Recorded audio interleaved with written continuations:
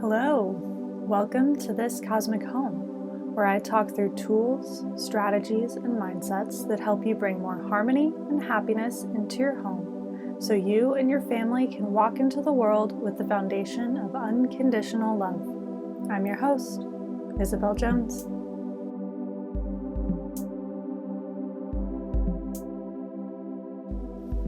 All right, so if you read the title of this and didn't immediately think, "Baby, don't hurt me," then you might be too young for this podcast. No, I'm joking. I hate when people make age jokes. And yet I had the intention of starting this episode with one. So let's just move on. Okay, so we're talking about love today because, I mean, if you've been listening through a lot of these episodes, I mean, you know that love is like the foundation of everything. And I've had the privilege of encountering a few different like videos that have sort of expanded my mind on this concept, you know. I mean, really, I'm the type of person where for the longest time, just the word love just kind of irked me. Just like, ooh, lame. Like, that's kind of the idea. Like, anytime someone in like a movie is like, oh, but the whole point was love, it just always like, like that's kind of what it's always made me feel. And even now, even after having kind of an understanding of it, like, it does seem a bit overused. But I've sort of come to this conclusion that the concept of love and the word love is like simultaneously overrated and underrated at the same time. Like, people use it all the time, but it is probably the number one misused word ever. Like, you know, people are always like, oh, make sure you always tell your spouse that you love them. Oh, love you. Oh, I love that thing, you know, and it's like there's nothing behind it. And I think it's because people just really don't know what love is. And so, like, sure, yeah, it's the foundation of everything. It is how we grow. It is how we move forward. It is how we find like purpose in life, is like through the love of anything, you know, like a person, an action, or whatever. But like, I don't think it's one of those things that's just so hard to define and so hard to understand. So I think the best way to really approach it is to sort of obviously look at what it's not. I think it's always helpful when you're trying to understand a concept. The best place to start is by understanding everything that's the opposite, or like everything that it is not, or everything that doesn't include that thing. Because then once you isolate, kind of what I was saying in the last episode, once you isolate something, like once you isolate masculinity and isolate femininity, you can then understand what they are, which helps you to bring them together, which is ultimately like the whole point. I mean, I'm just partaking in studies where I'm realizing the entire point of everything is for a positive and a negative to like come together, for, you know, a one polarity and another polarity to meet in the middle as their individual things. So, you know, okay. So all that aside, what love is not. You know, people always say, oh, the opposite of love isn't hate. It's absolutely nothing. If you just don't even think of someone anymore, then, you know, then you don't love them. But if you hate them, that's the same amount of energy. And it's like, well, no, because that implies that love is the opposite of hate. But the opposite of hate is desire. Like, if you don't hate something and you have the complete opposite, it's not love, it's desire. And desire is not love. And the opposite of nothing is something, but love isn't just anything. So what I really think it is the opposite of love is fear. I mean, like, fear is like the complete antithesis of love because it's lacking in trust, it's lacking in respect, it's lacking in appreciation. I mean, like, if you're afraid of someone, how can you truly love them? You know? So that's really what I think is the opposite of like, if you're afraid, and that's kind of, I actually have started to really appreciate that I have this like marketing background where I really took a solid year and a half just diving into the world of marketing because I think it really helped me to understand the world that we're living in and the depth in which people can actually have mind control over another person. I mean, like, I got into marketing thinking I was going to learn how to design, and the rabbit hole actually took me to human psychology because the whole entire purpose of it is to understand how your brain works, like not just the forefront of your brain where you're consciously making decisions, but the farther parts of your brain, like the unconscious. Marketers actually understand how your unconscious works and how it controls your actions and your decisions. I mean, it's all those unconscious behaviors that we're really trying to overcome this year. So, and I bring this up because right now there's this weird definition of love. And whether it was created intentionally or not is not really the point because it still there's this definition that's been put out there. I mean, you can use the classic example of Disney movies and how Disney movies make you feel like a prince has to save you. But I don't even think that's a good example because even in a Disney movie, like the princess is usually really strong and she usually overcomes so much on her own. And then just like at the very end, when she needs help the most, the prince comes and protects her. So even that argument is kind of like whatever. But what I am really looking at when I think about like marketing and media and how all of this, we're just so enveloped in this digital age. We're just so enveloped in like, we have access to so much information. But I mean, even in my spiritual journey, it took me years, like actually years. I've been actually somewhat awakened to my trauma and my need to connect to something bigger than myself since about 2018, maybe. And then 2019, it really like sparked. So, I mean, this is years now. And I have just recently, in maybe the past few months, gotten to the point where I'm asking the right questions and I'm not afraid to ask the right questions and I'm not afraid to get the answers. So it's like, you have all these layers that you have to get through. And we know for a fact now that marketing is extremely intentional and that it goes far beyond just the commercials that we watch or the billboards that we see, but it actually then goes into there's so much proof now that mainstream media, like the news, actually uses marketing tactics to get you to watch the news.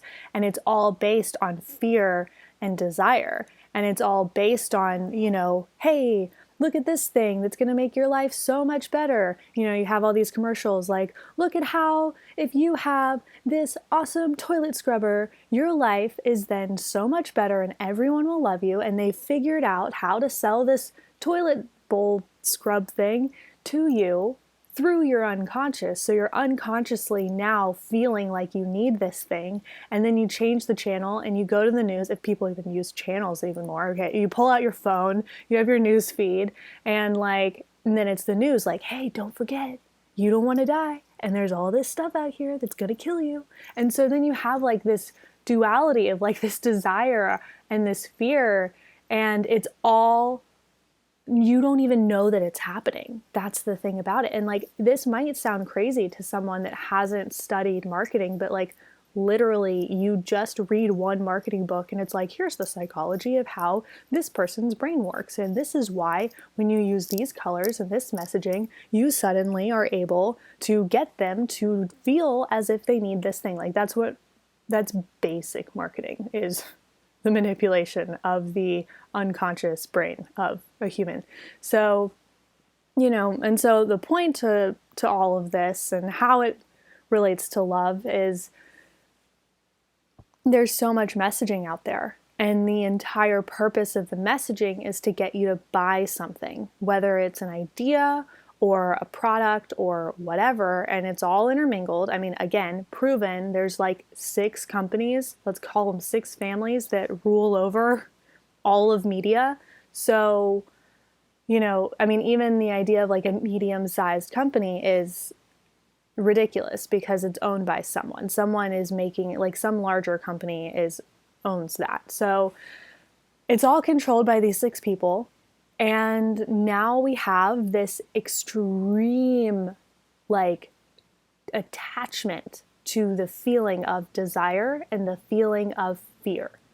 And then we also have this weird narrative of love. And so this weird narrative of love that's in the media, I think a classic example that you will see repeated over and over and over and over again is Ross and Rachel on Friends. I mean, like, let's not even get into Chandler and Monica, like, basically, like, mocking marriage. Let's not get into that. I love Friends, by the way. Like, I love the show, but when you watch TV and when you watch commercials and when you see the news, you have to be aware of the messaging that's involved. You have to, like, pick up on the subtle cues because they are subtle to enter into your subconscious. And again, sure, you can say, you're crazy, man. Like, why this is such a conspiracy? But it's literally, you like look into marketing and you look into media and you look into who owns it and you look into all this stuff for 2 freaking seconds. And it's like, oh, whoopsies, not a conspiracy. So anyway, moving beyond that. But so you're looking at this couple, and when you start to really look at it with, the rose-colored glasses of TV, like, off, and you're actually taking on the messaging that's being sent to people. This is the great love of America. I mean, like, people think that Ross and Rachel are just like, I mean, it's so polarizing. People are like so emotionally invested in this relationship, and it's because this has become the symbol of love. And it's because Chandler and Monica, they got married, they did whatever, but they weren't the great love of the TV show, And like this Ross and Rachel dynamic, they spend most of the series like not even involved with each other. But there's always like this weird nuance of like this control over their lives. Like they cannot move on. I mean, you see the same thing with like Ted and Robin in How I Met Your Mother. It's like, they're not friends. They're just keeping tabs on each other. They're just like closely watching each other. And it's this weird concept of like this infatuation. And that's what love is actually turned into, is infatuation. Like all girls want these days, all people want these days is like a guy to be obsessed with you. Like that's what people want. That's what people think love is. Like, if this person really loved me, then they wouldn't be able to move on from me, and they would have loved me from the first moment that they ever saw me, and like they would have never not been in love with me, and they would absolutely have to have me. And it's like there's that idea that it's like this infatuation is what love is, but then you really look at the quality of their relationship, and it's like there's no trust, there's no respect. Ross has been so infatuated with Rachel for so long that like he doesn't even care about her as a person. He just likes the idea of her. So then she goes and gets this job that's like her dream job. And he's just like, no, like, why aren't you spending time with me? And why are you talking to this coworker, And he gets like so crazy that she's not just like sacrificing herself and her life for him. And that's what love is turned into. And yet still, even after all of that, even after he just like immediately goes and sleeps with someone, sorry, sure, be on a break all you want, but it's still hurtful when you break up with someone and literally that night they sleep with someone else. And this is not going to turn into a giant rant about Friends, I promise. Like, I do have a point to all of this. But I mean, come on, like, let's be real. It's okay to not want to be with someone who immediately turns around and sleeps with someone the day that you just kind of like go on a break. Like, it's okay. And the media is telling you that it's not. And like, you know, so he's like completely obsessed with her. And this is what love is turned into. And that's the point that I'm trying to get to. Is like, love, it's, you know, if you go back and you listen to my relationships episode, I talk a lot about the progression of relationships. And so then I talk about this new age of relationship where, you know, it's the fully self-expressive love. It's the self-expressive like marriage where you as your entire being can then connect with your partner as an entire being. And it's like this full openness. But it's weird because like in the modern age, we've been moving into that style of relationship, which has a negative and a positive to it. The positive is that you get to be fully seen and fully loved for exactly who you are, the good and the bad. There's no hiding, and love becomes so much deeper than just a feeling. It becomes a way of life. And that's what we should be moving to. We should be moving into love being a way of life. But the problem is that it's been hijacked.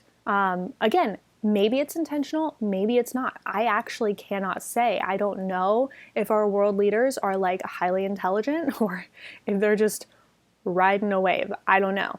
But still, it doesn't change the fact that it is happening. And it is happening that the concept of like a fully self-expressive love and partnership has been hijacked. And now the negative side of that is obsession, infatuation, like insecurity, all of this stuff, because then like what you're trying to do is you're trying to be an entire being. You're trying to be fully loved and accepted unconditionally for who you are.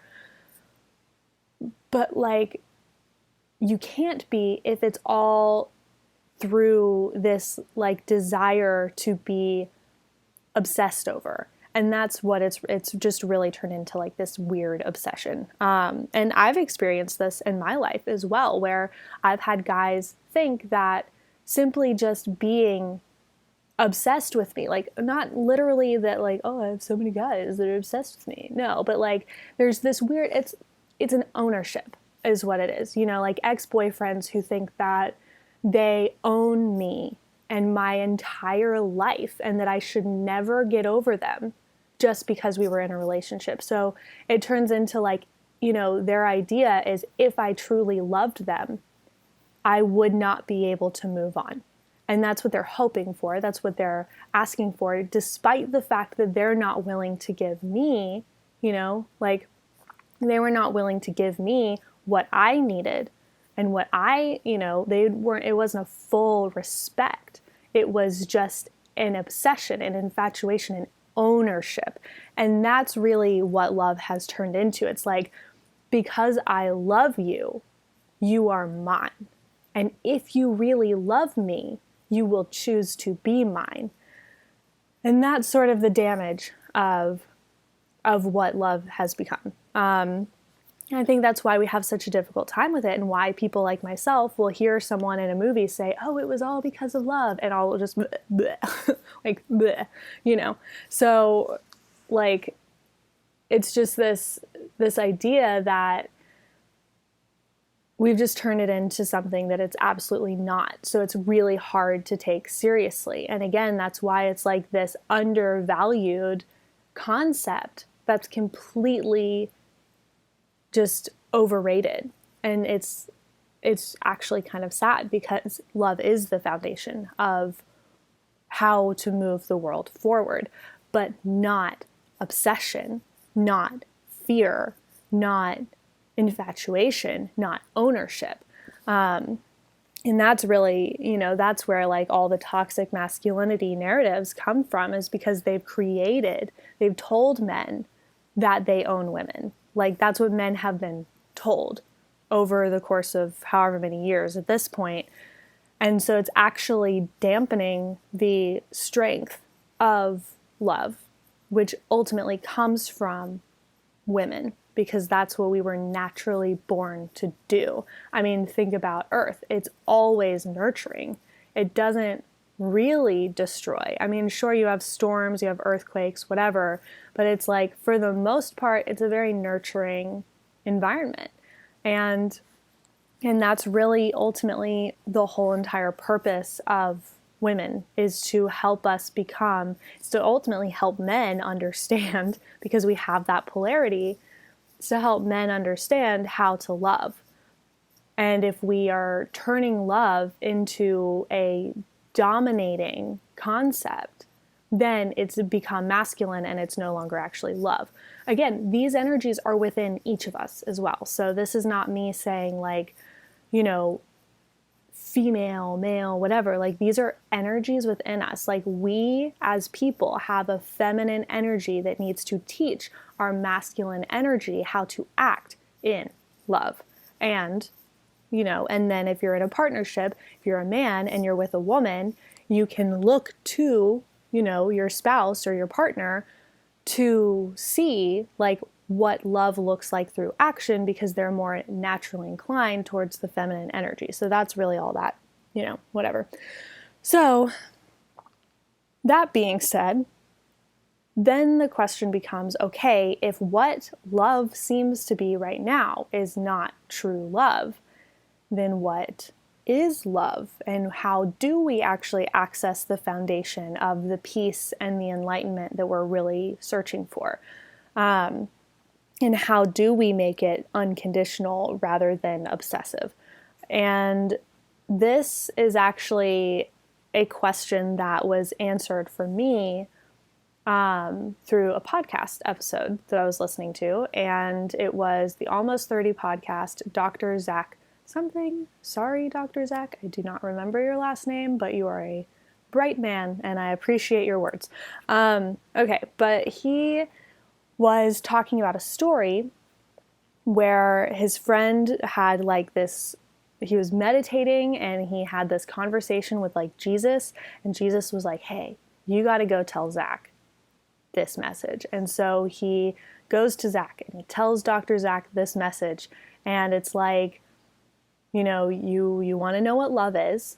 And he was kind of having that same struggle of like, well, I'm seeing what people think love is, and it doesn't seem to actually be helping anything, so I think that we have it wrong. Maybe love isn't the foundation of everything. And that's kind of the mindset he was in. And so, this message was like, yes, love is the foundation of everything, but love is beauty. It's like the love, that feeling of love is the feeling you have when you're witnessing something beautiful. So, and I've said this before, and like, so then that sent me down this rabbit hole of like, okay, so that's what love feels like, but love is actually an action. It's not a feeling, it is an action. And so then what is that action? Well, it has to be intentional for the purpose of love. So it's kind of like you have to decide that you're going to love before you feel like loving. And so then that begs the question, what is the action of love? What is the intentional action that creates love? Because it is something truly, I don't think it's something that you just get to have. I think it's something that you intentionally create. Like even if, I'm sitting there next to my husband and he's like all lovey-dovey over me. If I'm not actively creating love within myself, I'm not going to be able to receive that love. And really, the only way to receive love is to create it.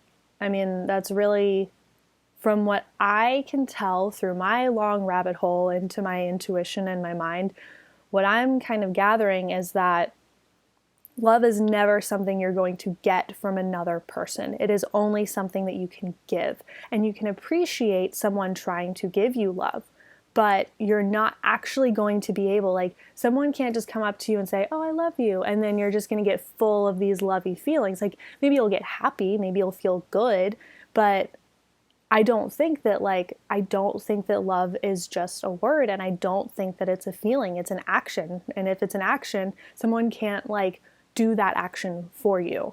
So then it's, what is the action?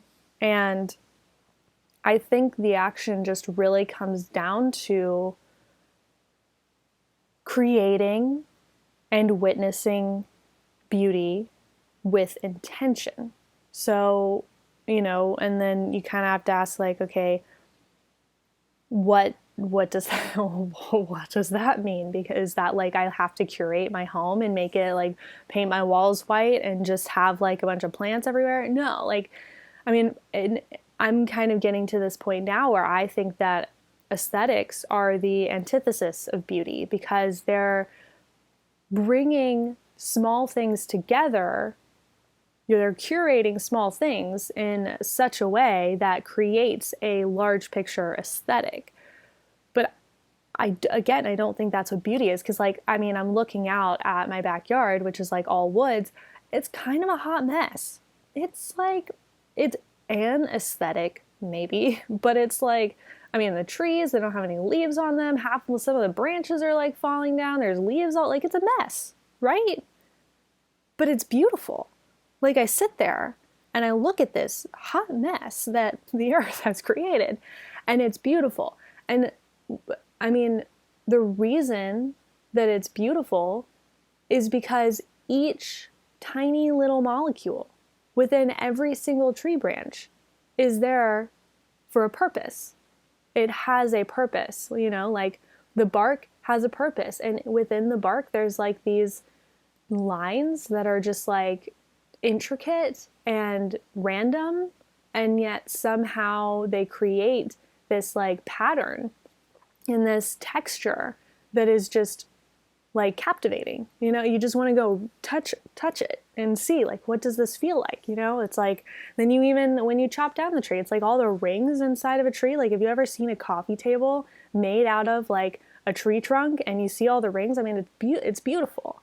And it's like, how is this seemingly random thing so beautiful? But then you realize each ring has a purpose. Each ring is there for a reason. Every single little tiny piece of that tree is there for a reason.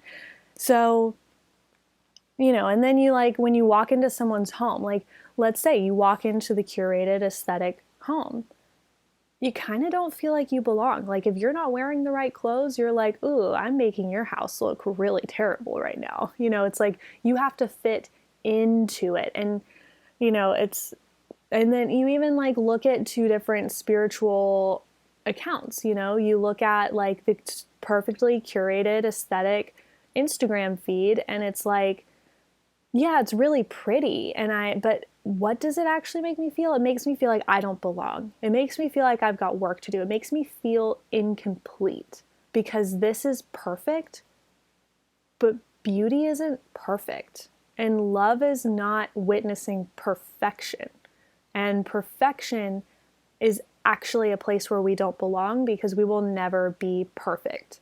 So when you see this, like, that perfect sense of beauty, like that aesthetics, that curation, that's actually not beauty, and that's actually not love, and it's actually not a labor of love. It's a labor of curation. And then, okay, so then you go and you walk into this person's home. It kind of seems like cluttered, kind of seems a little messy, but it's like really cozy.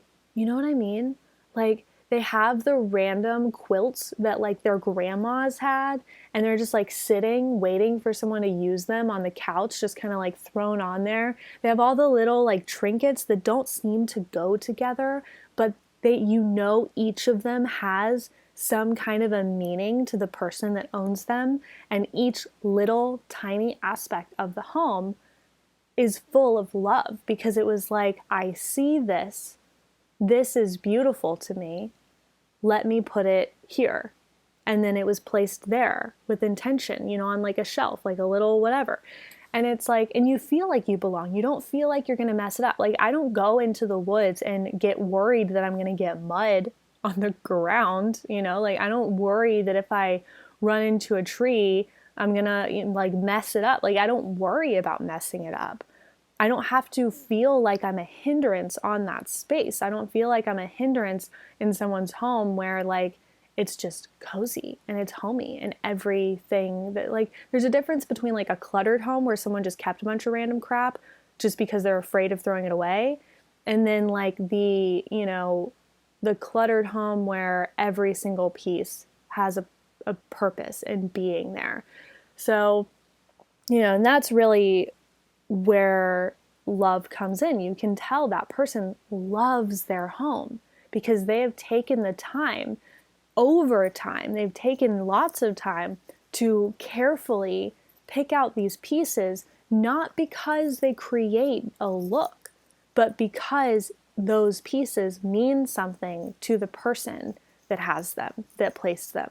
So, and the same thing with like an Instagram feed that is just like totally crazy. Like it looks like a hot mess on the outside, but then you start looking at each individual picture and you start realizing, oh, these are like really beautiful. Like these are really meaningful photos to this person. These have, like, I mean, if you look at a graphic that was made, and it was made with a lot of symbology, and it was made with a lot of like spiritual images.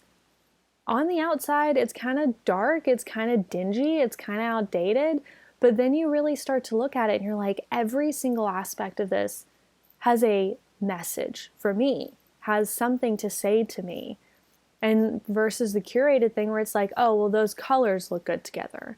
That's why, like, that font just kind of fits the vibe they're going for. And it's such a different experience. And when you really start to look at that, then you start to realize, like,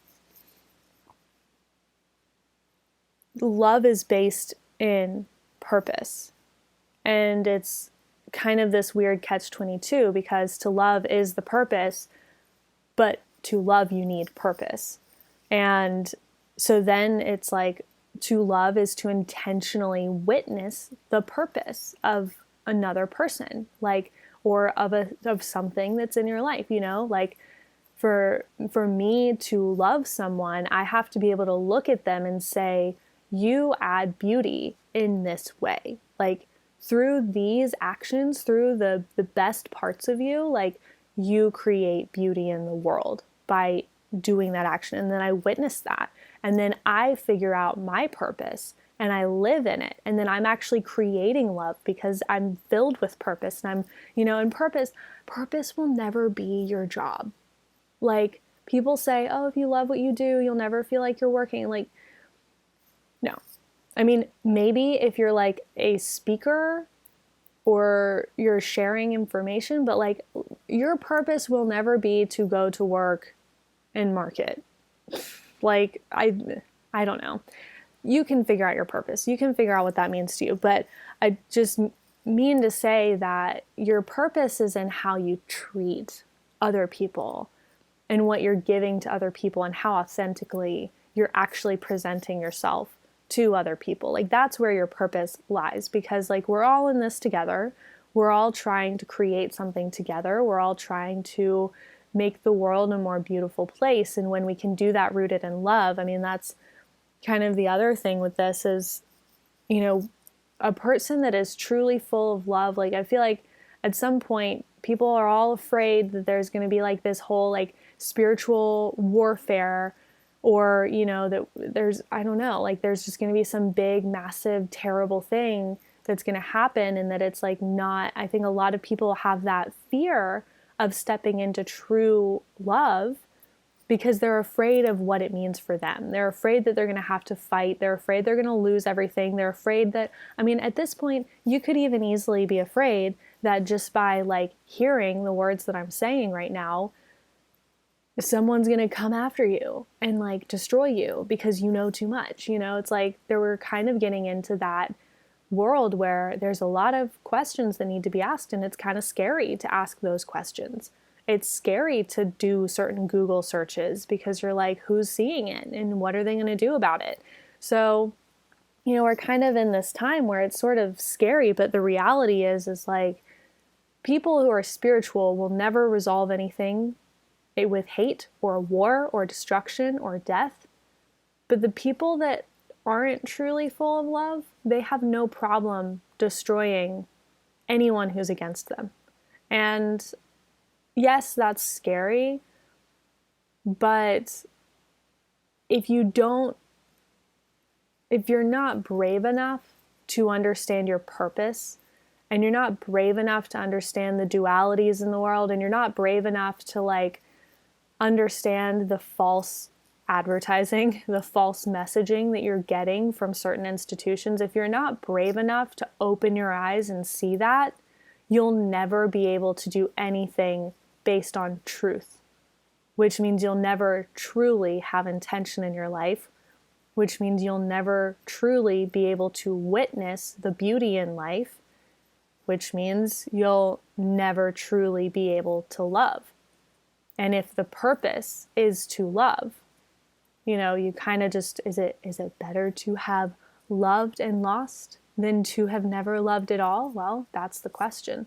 And that, I don't think that question is literally about, oh, I loved that guy and then like he broke up with me and I wish I never loved him. No, that's not what it is. Like that's not the purpose of that phrase. I don't know why it was written or what purpose it has, but that question is valuable. And the value in the question is like, are you willing to be brave enough to live like, I mean, if living with intention and purpose and in truth is love, then technically life is supposed to be love.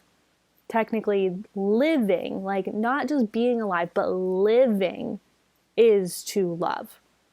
So that's where the question then becomes, is it better to have lived and lost than to have never lived at all? And that's something you just kind of have to answer for yourself. I mean, I know I have moments where I struggle with choosing to live in purpose and truth and love when it's so much easier to not. It's so much easier to just like be passive aggressive, to gossip, to ignore like the beauty, to just get sucked into my phone. Like it's so easy to do that. And that's not really what love is all about. And then if you are choosing to ignore the purpose, if you are choosing to have never lived at all, every single person around you is going to get sucked into that, because then at that point you're just like a dying star. You're like a star that just exploded and is now here sucking everyone in, pulling them down, but you're not actually giving any light. You're not giving any warmth. You're just taking it all away from everyone around you. So then you start taking away other people's ability to live. And I don't know, that's definitely not love. So, I mean, love is not easy, and love is not a word, and love is not something you can give, and love is not obsession, love is not fear. Love is literally trust and truth and light. It's an energy that you have to create within yourself through the choices you make.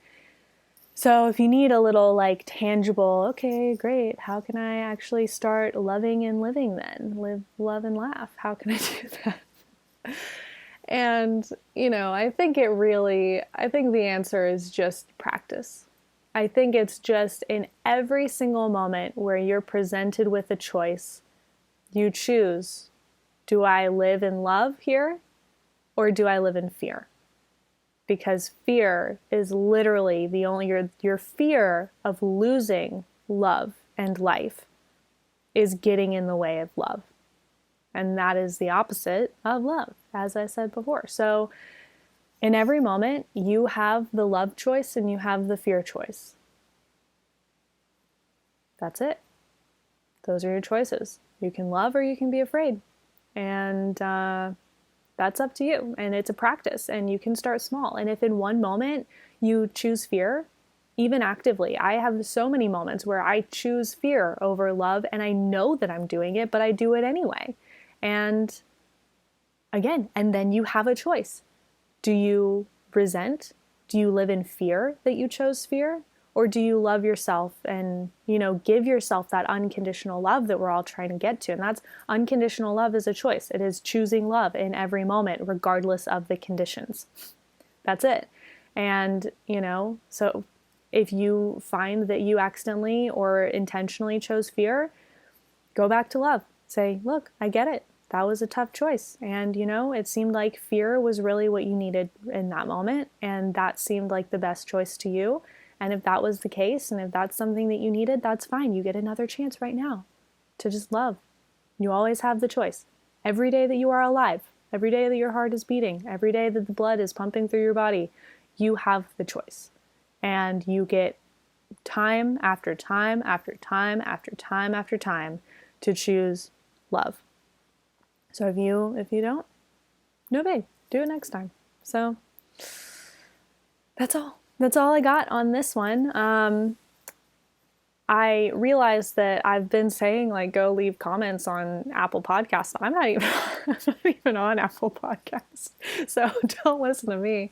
But I am on Instagram. I'm on BitChute. I'm on YouTube, and a lot of other platforms. So you can go to anchor.fm/thiscosmichome. And there's a lot of links there that you can go and look into. You can go to Instagram, This Cosmic Home on Instagram, and I am over there.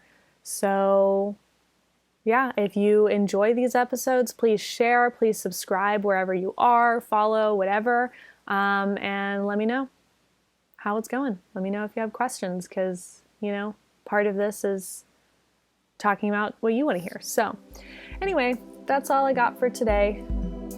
Catch you next time.